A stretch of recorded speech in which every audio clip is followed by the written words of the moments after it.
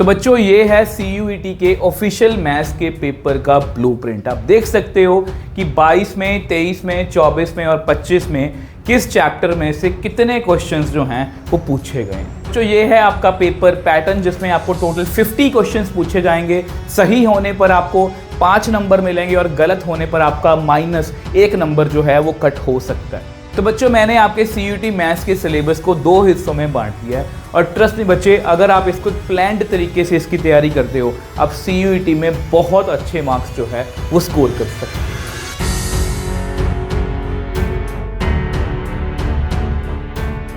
Hello मेरे बच्चों, कैसे हो आप सब। मेरा नाम है नितिन और स्वागत है आप सभी का ऑल अबाउट मैथमेटिक्स के ऊपर। तो बच्चों अगर आपने CUET का पेपर देना है तो ये वीडियो आपके लिए बहुत इंपॉर्टेंट हो सकती है, क्योंकि आज की वीडियो में मैं आपको कंप्लीट एक रोड मैप देने वाला हूँ कि किस चैप्टर में से किस तरह के क्वेश्चंस जो हैं पूछे जा सकते हैं, किस तरह का पेपर पैटर्न रहने वाला है और किस तरह से हमें किन चैप्टर्स को पहले करना चाहिए या बाद में करना चाहिए। सब इंफॉर्मेशन आपको मिलने वाली है और इसके साथ साथ बच्चे एक स्पेशल अनाउंसमेंट भी है जो वीडियो के लास्ट में मैं आपको बताने वाला हूँ। तो ये वीडियो आपके लिए बहुत ज़्यादा इंपॉर्टेंट हो सकती है। देखो बच्चे, अगर आप इसमें रोड मैप को देखोगे तो सबसे पहले है हमारा बच्चे ब्लूप्रिंट।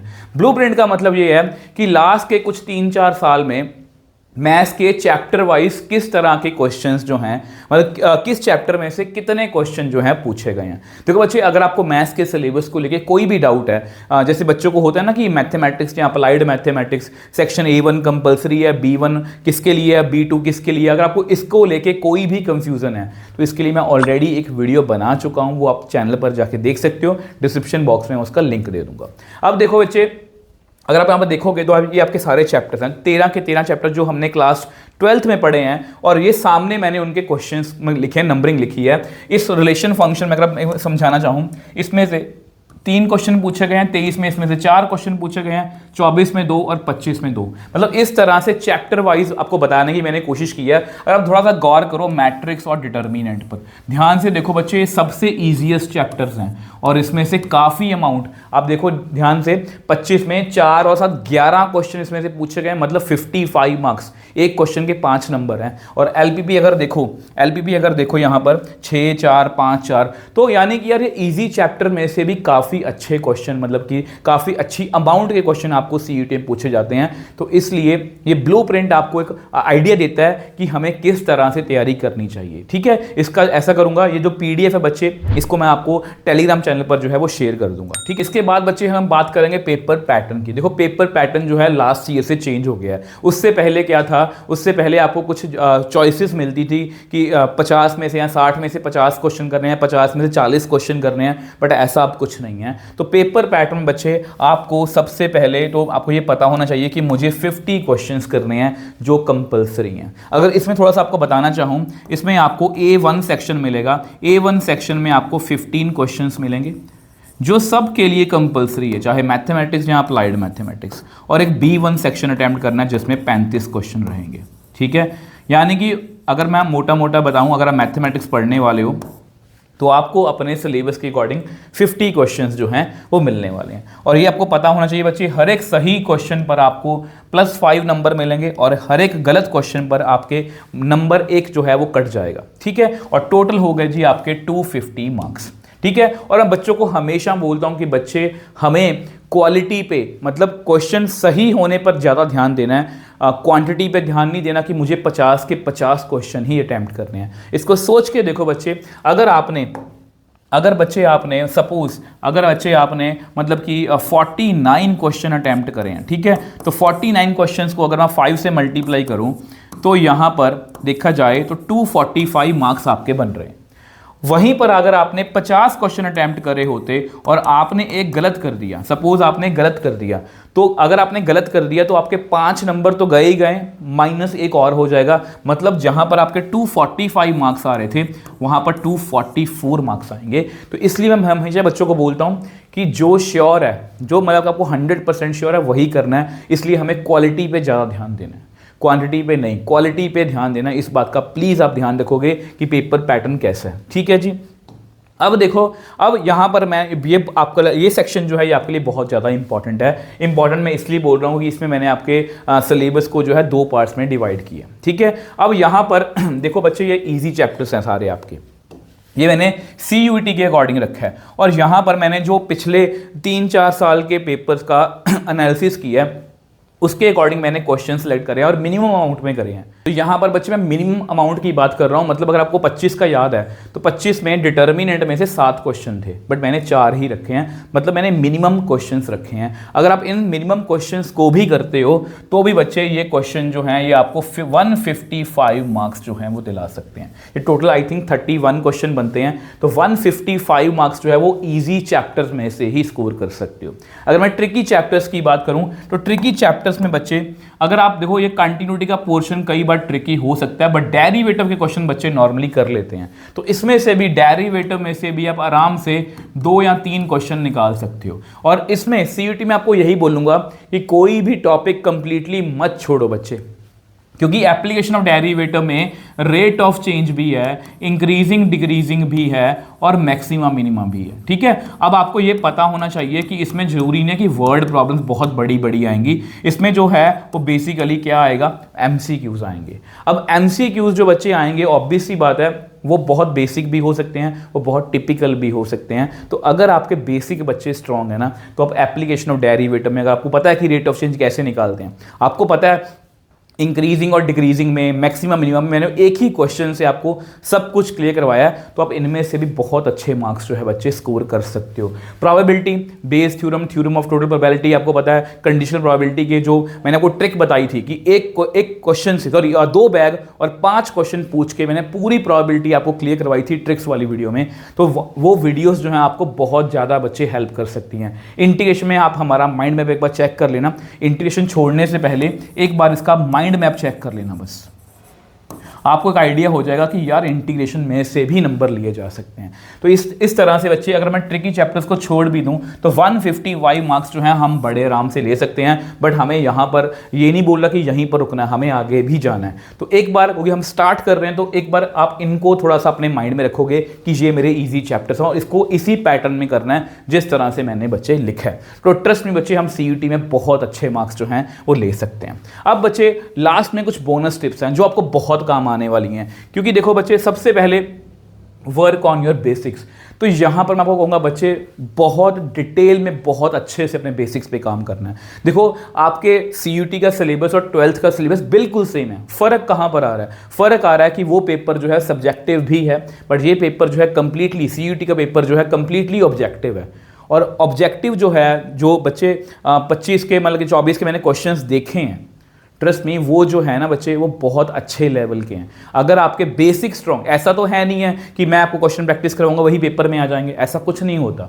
बट अगर हम quality of question, quality questions में क्वालिटी हो हमारे, अगर हम उनको प्रैक्टिस करेंगे, उनको प्रैक्टिस करने के लिए, उनको समझने के लिए, देखो बच्चे MCQ में क्या मैटर करता है? स्पीड मैटर करती है। स्पीड कैसे आएगी? जब आप अपने बेसिक्स पे काम करोगे। इसके लिए अगर आपको बेसिक स्ट्रॉन्ग नहीं है बच्चे, आपको थोड़ा बहुत फील हो रहा है, तो मैं आपको एक वीडियो रिकमेंड कर सकता हूँ, रैपिड रिविजन। 2 घंटे में मैंने पूरे चैप्टर्स को रिवाइज करवाया, और इसके जो शॉर्ट नोट्स हैं बच्चे, आप टेलीग्राम चैनल पर डाउनलोड कर सकते हो। Rapid revision series class +2 file section में मिल जाएगी आपको।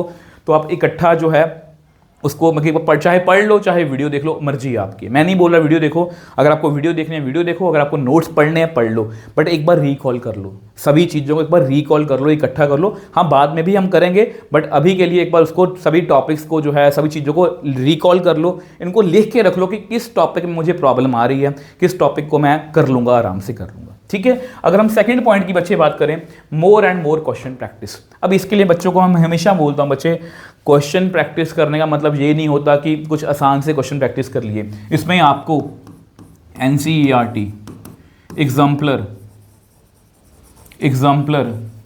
PYQs और न्यू एक्सपेक्टेड क्वेश्चन, जो मतलब कि CUET लेवल के हों, न्यू एक्सपेक्टेड क्वेश्चंस जो बच्चे CUET लेवल के हों, तो ये 4 क्वालिटीज आपके क्वेश्चंस में होनी चाहिए, ठीक है। अब इसके लिए मैं आपको दो चीज़ें बच्चे बता सकता हूं। सबसे पहले बच्चे, अगर आपको लगता है कि मुझे अभी से तैयारी करनी है, आपके सारे पेपर वगैरह खत्म हो चुके हैं, तो आप क्या कर सकते हो, आप हमारी CUET की योद्धा सीरीज़ है, CUET की योद्धा सीरीज़ है, लास्ट ईयर वाली है, और ट्रस्ट मी उसमें से बच्चों को बहुत ज़्यादा बेनिफिट हुआ था। इस सीरीज़ का मैं आपको बता देता हूँ। मैंने सीरीज़ में स्टार्टिंग में सारा चैप्टर क्लियर करवाया, ठीक है, 15-20 मिनट में हमने चैप्टर को रिवाइज किया। उसके बाद बहुत अच्छे लेवल के क्वेश्चंस किए हैं। क्वेश्चंस का लेवल क्या है, NCERT एग्जाम्पलर और आपकी 3-4 बेस्ट बुक्स जो मार्केट में अवेलेबल हैं उनमें से मैंने क्वेश्चन उठाए हैं। और ट्रस्ट में ये सीरीज़ आपको बहुत फ़ायदा दे सकती है। और योद्धा सीरीज़ CUET लिख के सर्च करोगे, ऑल अबाउट मैथमेटिक्स साथ में लिख लेना, तो आपको ये सीरीज़ मिल जाएगी। नहीं तो आप प्लेलिस्ट सेक्शन में जाके देख सकते हो, डिस्क्रिप्शन बॉक्स में भी इसका लिंक दे दूंगा। तो यहाँ से आपको काफ़ी अच्छे अमाउंट के क्वेश्चंस मिल जाएंगे। और अगर आपको लगता है कि मुझे PYQs अलग से प्रैक्टिस करने हैं, तो बच्चे 2024 का मैथ्स के पेपर का सोल्यूशन जो है हमारे चैनल पर ऑलरेडी अवेलेबल है। इससे आपको एक आइडिया मिलेगा कि हमें किस तरह के क्वेश्चन जो है पूछे जा सकते हैं। 25 का सोल्यूशन जो है आपको कल परसों तक भी बच्चे वो भी मिल जाएगा। वो भी मैं वीडियो जो है वो शूट कर रहा हूँ। ऑलमोस्ट हमारी वीडियो जो है वो आधी कंप्लीट हो चुकी है। वो आधी जैसे ही वो कंप्लीट होती है तो मैं अपलोड कर दूंगा चैनल पर। अब यहाँ पर आप सब बच्चों के लिए एक स्पेशल अनाउंसमेंट है बच्चे। वो स्पेशल अनाउंसमेंट ये है कि मैं जल्दी ही, जिस तरह से ये हमारी योद्धा सीरीज़ थी, सेम उसी तरह से योद्धा सीरीज़ से थोड़ी सी प्रो लेवल में एक सीरीज़ मैं लॉन्च करने वाला हूँ, जिसमें हम यार वो बोलते हैं, जिस तरह से हमारी 13 डेज 13 चैप्टर प्रो सीरीज़ थी, इस बार हम CUET में भी प्रो सीरीज़ लेके आऊँगा, जिसमें हम चैप्टर को बहुत डिटेल में करेंगे। फिर उसके क्वेश्चन जो हैं बच्चे, क्वालिटी ऑफ क्वेश्चन जो होगी ना आपकी, अगर आप इस चैनल पर पहले से, आपको पता है इस चैनल पर पहले पढ़ चुके हो, तो क्वालिटी ऑफ क्वेश्चन जो है वो यहाँ पर रहने वाला है। और सब कुछ ये बच्चे YouTube पर फ्री ऑफ कॉस्ट आपको मिलेगा, ठीक है। अब यहाँ पर, अब बच्चे ऑब्वियसली बात है, ये सब कुछ जो है अगर मैं फ्री ऑफ कॉस्ट देना चाहता हूँ, अगर मैं चाहता हूँ कि मैं लंबा टिकूँ YouTube पर, तो मुझे बच्चे आपका प्यार और सपोर्ट चाहिए। आई होप आप वीडियोस को जो है वो लाइक भी करोगे, शेयर भी करोगे, चैनल को सब्सक्राइब करके रख लो। और बच्चे प्लीज़ वीडियो को ज़्यादा से ज़्यादा शेयर करना है, ताकि कोई बच्चा जो CUET में गाइडेंस चाहता है मैथ्स में, उसको वो गाइडेंस मिलनी चाहिए, ठीक है। अब बच्चे थर्ड पॉइंट की बात करते हैं, मॉक टेस्ट। मॉक टेस्ट को हमें कभी नहीं बोलना, जैसे भी है आपको मॉक टेस्ट लगाते रहना, ताकि हमें थोड़ा बहुत आइडिया हो कि मेरी स्पीड कितनी बन रही है, मैं 1 घंटे में कितने क्वेश्चन जो है प्रैक्टिस कर रहा हूँ। तो ये बहुत ज़रूरी है बच्चे, ठीक है। अब फेमिलियर विद CBT मोड, अब बहुत से बच्चों को इसका मतलब नहीं पता होगा, तो बच्चे आपको पता होना चाहिए कि CUET जो है वो CBT मोड में पेपर होता है, मतलब कंप्यूटर बेस्ड टेस्ट होता है। तो कंप्यूटर पर बच्चे क्या होता है कई बार कि हमारी तैयारी जिस भी लेवल की हो, बट कई बार जब हम पहली बार ऐसा इंटरफेस देखते हैं कि पेपर जो है कंप्यूटर पे हो रहा है, हम ब्लैंक हो जाते हैं, हम पैनिक हो जाते हैं। तो अगर आप चाहते हो कि मैं पूरा CBT मोड के ऊपर एक डेडिकेटेड वीडियो बनाऊं, जिसमें मैं आपको लाइव करके दिखाऊं कि क्वेश्चंस को कैसे अटेम्प्ट करना है, किस तरह से नेक्स्ट क्वेश्चन पे जंप करना है, किस तरह से पिछले क्वेश्चन पे वापस आना है, किस तरह से क्वेश्चन का आंसर करना है, अगर आप ये चाहते हो तो प्लीज़ कमेंट सेक्शन में लिखना CBT मोड, तो मैं इस पर एक डेडिकेटेड वीडियो भी बच्चे जल्दी लेके आऊँगा।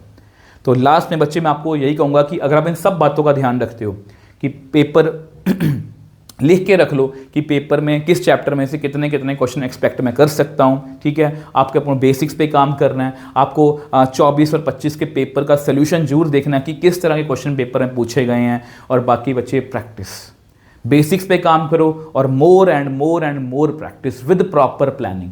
ये सब चीज़ें अगर इकट्ठे होंगी बच्चे, ये 2 महीने आपके पास, मैं आपको यही कहूँगा कि इन 2 महीनों में जितने भी दिन बचते हैं आपके पास, 50-60 दिन जो भी बचते हैं, इन 50-60 दिनों में अपना पूरा जोर लगा दो, ताकि हमें एक बेस्ट कॉलेज मिले। और जैसे ही हमें बेस्ट कॉलेज मिलेगा ना बच्चे, अगर हम उस रास्ते चल पड़े, तो इसके पूरे चांसेस हैं कि आप बहुत अच्छे स्किल सीख के वहाँ से निकलोगे और बहुत अच्छा अपना फ्यूचर भी बनाओगे। और वहीं आप, अगर आपने इस 2 महीने को, 50-60 दिन को मौज में निकाल दिया ना, ईजी ले लिया, तो ऑब्वियसली बात है उतना अच्छा कॉलेज आपको शायद नहीं मिलेगा। और इसके पूरे चांसेस हैं कि आप इतना स्किलफुल भी नहीं होगे, और आपका फ्यूचर भी जो है बच्चे वो इतना बढ़िया नहीं होगा। इसलिए मैं आपको यही कहूँगा कि अपने फ्यूचर के लिए, खुद के लिए आपको पढ़ना है। तो इस तरह से बच्चे हमें डट के जो है मेहनत करनी है। मैं आपके साथ खड़ा रहूँगा। तो मिलेंगे नेक्स्ट वीडियो में। बाय बाय मेरे टॉपर्स।